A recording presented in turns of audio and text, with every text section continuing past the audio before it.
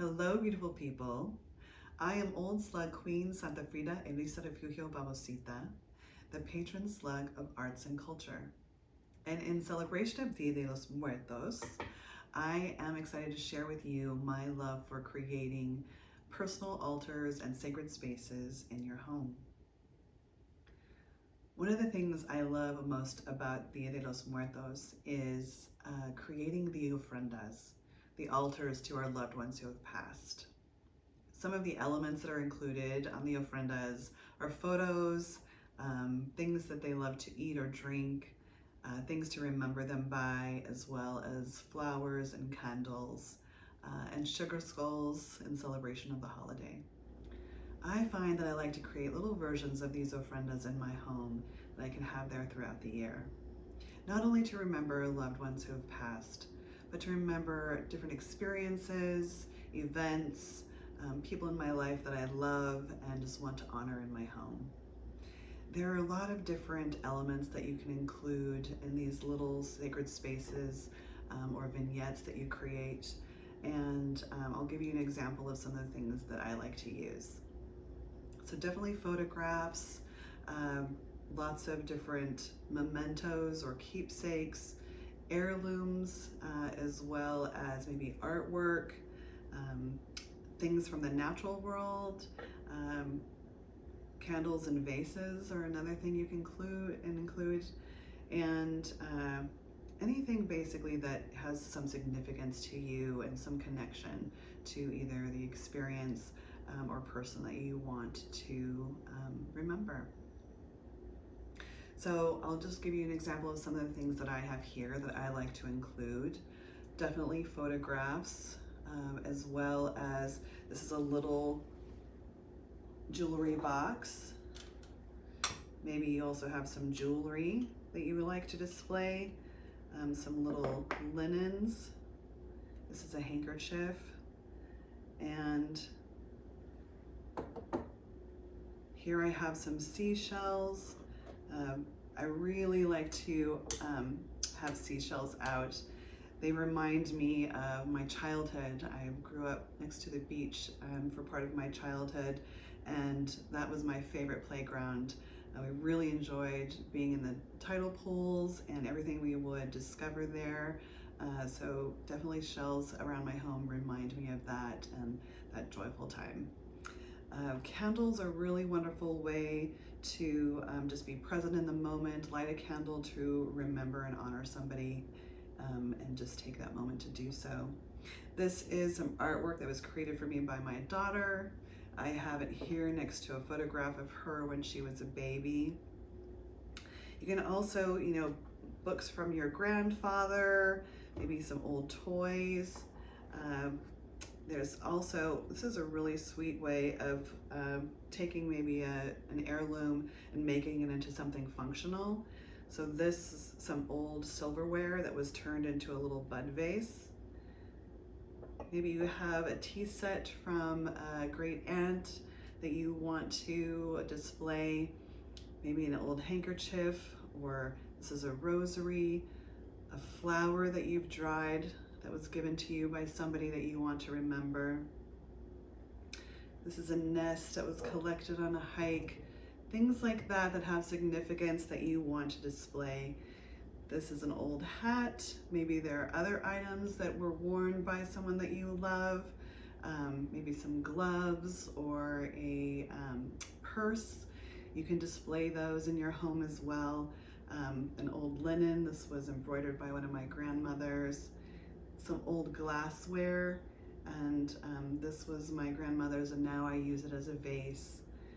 So I also know someone who has taken one of their grandmother's wedding dresses and had it cleaned and framed beautifully, and it hangs on their wall because it's just such a beautiful piece of artwork all on its own. And creating a shadow box is another wonderful way to display mementos or heirlooms, like a pocket watch or awards, and then hang it on your wall. And I really find the process of creating these little vignettes to be very creative and playful. It's something that you can just work on kind of arranging in a way that you find pleasing and enjoyable. And I really think that creating displays is something that I got from my mom. She used to have a really beautiful flower and gift shop when I was growing up, and she's a master display artist, and she always displays things beautifully, not only in her shop but in her home. And so I think I got that from her. Oh, I also wanted to share this. This is another really sweet way to take something that's significant and make it into something else. This was made by my mother, and this wool blanket was a blanket that she and her siblings had as a child and used as when they were children. And so it wasn't really useful anymore as it was, so she took it and she cut it up, embroidered it, and put some beading around it, and made it into these little hearts that she then gave to her siblings. So this could be displayed as well. Now I'm going to share with you some sacred spaces I've created in my home. Hopefully they will inspire you as well. Here's a sweet sacred space. Here I have photos of my mother when she was young, and then here is a photo of my daughter at her coming of age celebration.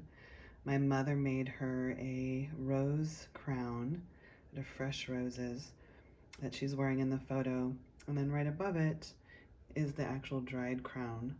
The flowers dried, and I wanted to keep them together, so I have them here draping over the photo of her. And then next to it is a little piece of art that Raven made for me when she was young, a little nest, because we both love birds and eggs, and so she made that for me. And so I keep them here together just to remember this really special time and the love that we all share, this connection between she and my mother and I. I am very grateful to have received my grandmother's bedroom set after she passed away.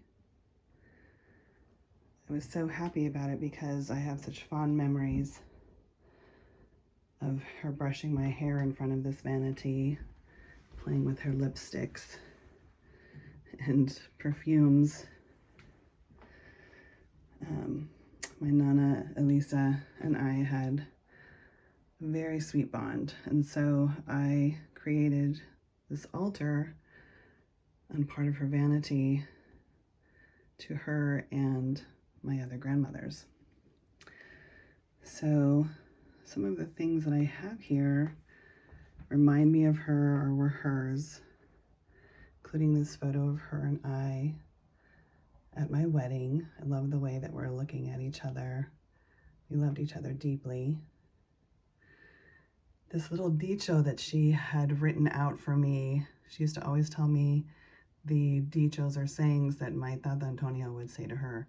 And this one is cada cabeza es un mundo, which means each head is a world of its own. And she collected dolls, so this is one of her dolls. She was a devout Catholic, so she had lots of rosaries and saint cards around. These are some of her perfume bottles. And then the hand is actually one of her prosthetic hands. She was born with only one hand, and when she was older, she would wear a prosthetic hand out in public. And this is one of them, and I was glad to have it. Some people might think it's kind of weird, but I feel like it's a symbol of her strength and resilience. And some things here, a little lipstick holder and perfume bottles, a little bottle of holy water there, and her little ring dish. And actually underneath here is where she used to keep her Aquanet, her hairspray. Used to fit in that. I remember that. Some face powder, a little hand dish, one of her brooches. And this is a little thing I made for her when I was young. She loved Victorian decor, and I made her a little paperweight with Victorian scrap. And then this is actually a pair of glasses for my grandma Dottie. I don't have many things of hers, so I really cherish these. And then underneath is a crochet butterfly that was made and given to me by my grandma Hawkins, my step-grandmother, which I love. I don't have any things of hers either, so I love having that, and I keep it here to remind me of her and remind me of all of them, and to keep them close and remember the love we have for each other. I really cherish having this space that honors them and their life and what they mean to me.